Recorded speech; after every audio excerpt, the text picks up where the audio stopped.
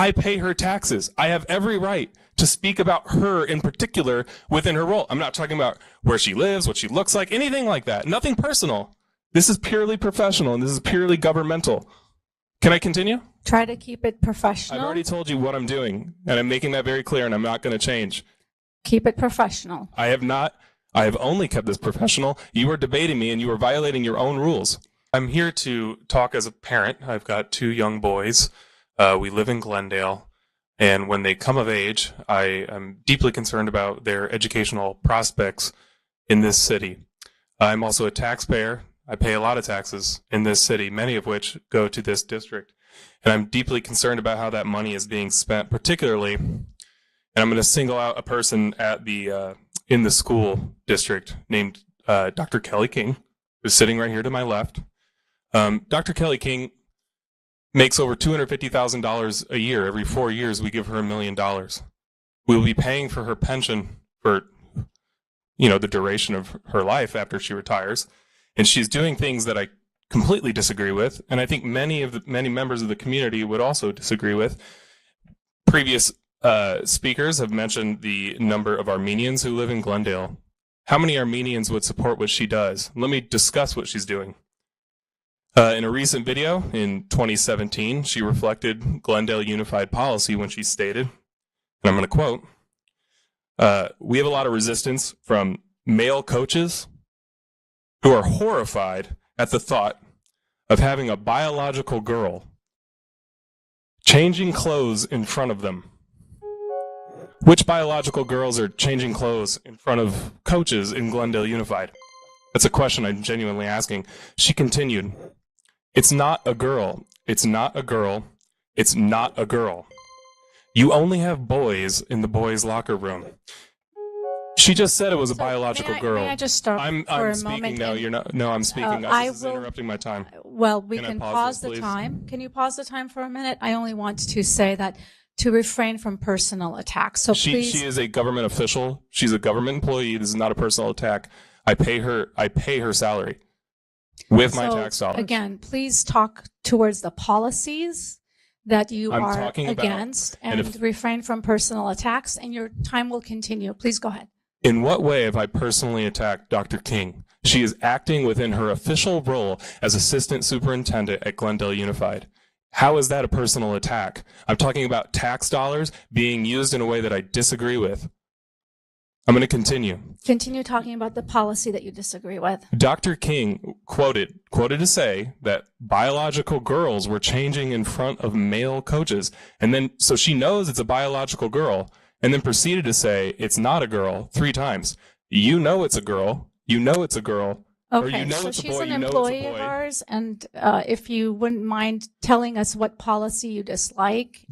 Why am I being interrupted for speaking about an official member, a superintendent at Glendale Unified, speaking in an official manner?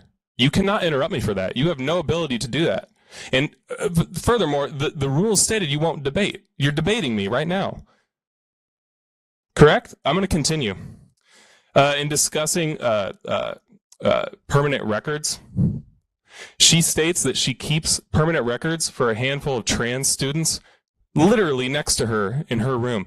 She does not indicate that person's gender identity for fear that the parent might find out. Why is she concealing this from parents? She says, we kind of go out on a limb, and we know that's controversial to some people. Which people? Which parents? Armenian parents? Christian parents? Are those the ones who are being excluded from knowledge on their own children and their own identity in Glendale's Unified School District? And you preach inclusive policies. We can talk about that policy. Yet she's excluding parents. She's excluding parents. I'm going to continue. And I might just ask for a pause and ask for information. Maybe I'm mistaken. Can you pause the time for a moment, Mr. Sahakyan? Thanks.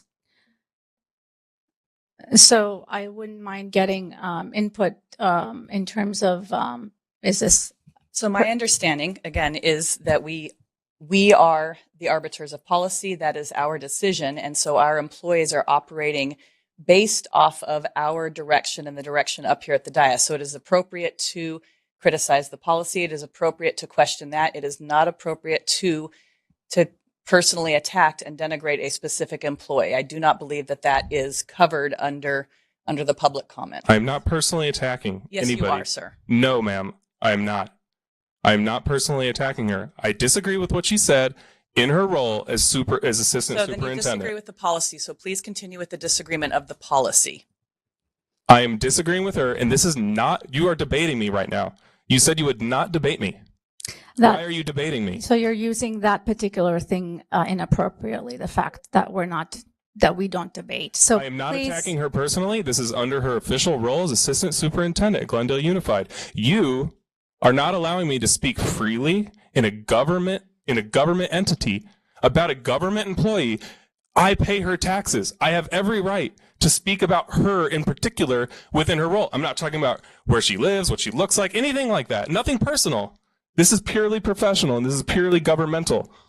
Can I continue? Try to keep it professional. I've already told you what I'm doing, and I'm making that very clear, and I'm not going to change. Keep it professional. I have not. I have only kept this professional. You are debating me, and you are violating your own rules. So, Mr. Sahakian, go ahead and open the time again. Thank you so much. Dr. Kelly King has worked with Gender Spectrum, an organization which you guys have actually paid money to in several schools. If that's not a conflict of interest, I don't know what is. She's worked with Gender Spectrum to produce gender support plans. In these gender support plans, she ranks parents whether on how affirming they are on a scale of 0 to 10. Who determines that? Based on what criteria? I'd love to know that policy. She says, if the parent's not affirming, the parent may not be involved in this document. That's the gender support plan. This may be a private conversation. So let's talk personal now, because she is.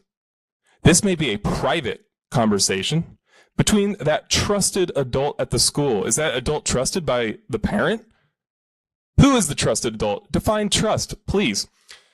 This may be a private conversation between that trusted adult at the school and the student about how we keep you safe at home, emotionally and physically. Who's personal? Who's professional? Personally, I'm being professional. What she has done and the policies none of you have spoken out against is a complete deviation from that sacred boundary between government and personal lives and privacy, especially of minors. And we're talking about sexuality, sexual identity, and you're not going to divulge that to parents intentionally. And again, she makes over $250,000 a year. While 43%, only 43% of Glendale Unified High Schoolers are proficient in math upon graduation. Only 65% are proficient in reading, and you pay that much money to institute those policies while you're literally failing to produce the adequate students for the 21st century. Thank you so much. I confess I'm a little confused, and I appreciate the argument or discussion that we've been having, but for me it's a little too conceptual, or I don't know, metaphysical or theological or whatever you want to call it. I want to try to understand what you're asking us to do. Let's take two books that have been much discussed. The first one is called All Boys Aren't Blue, and I will quote from it. I put some lube on and got him on his knees, and I began to slide into him from behind. I pulled out of him and kissed him while he masturbated. He asked me to turn over while he slipped a condom on himself. This was my ass, and I was struggling to imagine someone inside me. He got on top and slowly inserted himself into me. It was the worst pain I think I have ever felt in my life. Eventually, I felt a mix of pleasure with the pain. Close quote. All boys aren't blue. The second is another much discussed book. I'm sure you're familiar with it. It's called Genderqueer. Okay? Let me read an excerpt from that. Quote, I got a new strap-on harness today. I can't wait to put it on you. It will fit my favorite dildo perfectly. You're going to look so hot. I can't wait to have your cock in my mouth. I'm going to give you the blowjob of your life. Then I want you inside of me. End quote. Now, Mr. Secretary, what are you asking us to do? Are you suggesting that only librarians should decide whether the two books that I just referenced should be available to kids? Is that what you're saying? No. Okay. Tell me what you're saying. Well, first of all, there's this. Don't give me a speech. Tell me what you're asking me to do. With all due respect, Senator, the words you spoke are disturbing, especially coming out of your mouth is very disturbing. But what I would also tell you that we're not advocating for kids to read porn, to Senator Booker's point. What are you advocating for? We are advocating for parents, random parents, not to have the ability, under the guise of keeping kids safe, to try and challenge the world view of every single manner on these issues. You're getting conceptual game. I'm not getting conceptual. Well, I'm saying yes, that you are. Yes, you are. Because I want to know what you're recommending. It sounds to me like what some of you are saying, the librarians should decide who gets to see that book. I'm saying when individual parents are allowed to make a decision of where that line is, and To Kill a Mockingbird, which involves a rape scene, should that book be pulled from our libraries? I think it becomes a slippery slope. I think you ought to think about it a little bit more before you come here. I've thought about, if Senator, you're going to propose something, you ought to be able, in 30 seconds, to be able to explain what Senator, you're asking us to do. Senator, Ms. Kelly, what do you understand? Well, let me skip you for a second. Mr.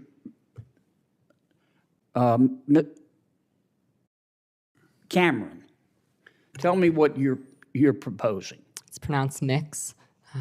Mix? Is that how would you like me to refer to you? Senator, your definition of sexual is synonymous with LGBTQ identity. I'm not asking you that. I'm asking you to tell me you read those two excerpts. Genderqueer. Do you think that, are you asking that only librarians and not parents have any say in whether minors can read those books? Is that what you're saying? Genderqueer has never been in my school library, so it's never been banned. Well, suppose it was. Should it be up just to the librarian, or should parents have a say?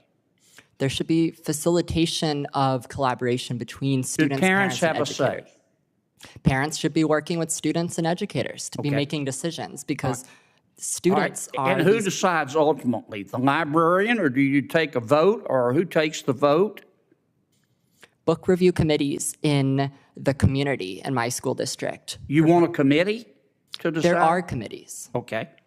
Well, I'm asking you, how do we decide whether the two books that I just referenced should be available in the library?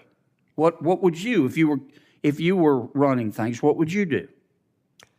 All Boys Aren't Blue, the scene you mentioned, is about sexual abuse. I know what it's about. It's not What erotic. would you do in terms of making the books available?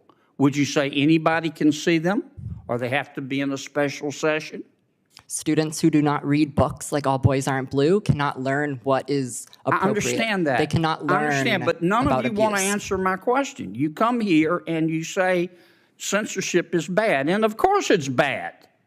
But the obvious response is, okay, you heard the books we're talking about. Okay, we're not talking about Catcher in the Rye. So tell me what you want, who gets to decide. And all I've heard is the librarians. And parents have nothing to do with it. And if that's your response, what planet did you just parachute in from? Parents, Senator. Or what country, more appropriately? This is not China. Parents, Senator, for all due respect, parents absolutely have a say My parents were immigrants, came to this country. We never checked out books without our parents seeing what books we were reading. They encouraged us to read books. Mr. Secretary, I understand this is good for your politics back home. It's got nothing to do with my politics. My bill is passed. Of course it does. My bill is It has passed. everything to do with your politics. I'm here to. But you came here with a problem, and I'm trying to understand the solution, and you don't have one. We solved the solution. Other than to tell us that we don't agree with you, you're on the wrong. We'll be on the wrong side of history. We solved the problem in Illinois. We fixed it because we. Well, there are others you could work on. Well, that's why I'm here to help. Time.